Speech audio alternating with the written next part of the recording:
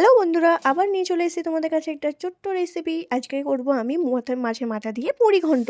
তো কারা মাছের মাথা দিয়ে মুড়ি ঘন্ট খেতে ভালোবাসো এটা ঝটপট করে কমেন্ট করে দাও। তো সবার প্রথমে দেখো, মাছের মাথাগুলোকে নুন হলুদ দিয়ে ভালো করে ভেজে নেব। চালটাকে কিন্তু আগের থেকে আমি ধুয়ে ভালো করে ঝরতে দিয়েছি, কারণ যাতে পুরো কোনো জল যেন না থাকে, তাহলে ভালো হবে। তারপরে আলুটাকেও একটুখানি ভেজে তুলে নিলাম। ফোড়নের মধ্যে দিয়ে দিলাম গরম মশলা, তেজপাতা, শুকনো লঙ্কা আর সাদা জিরে।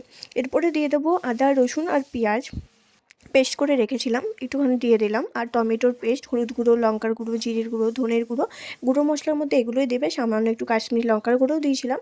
এরপরে মশলাটা ভালো করে কষে আসলে এবারে চালটাকে দিয়ে দেবো।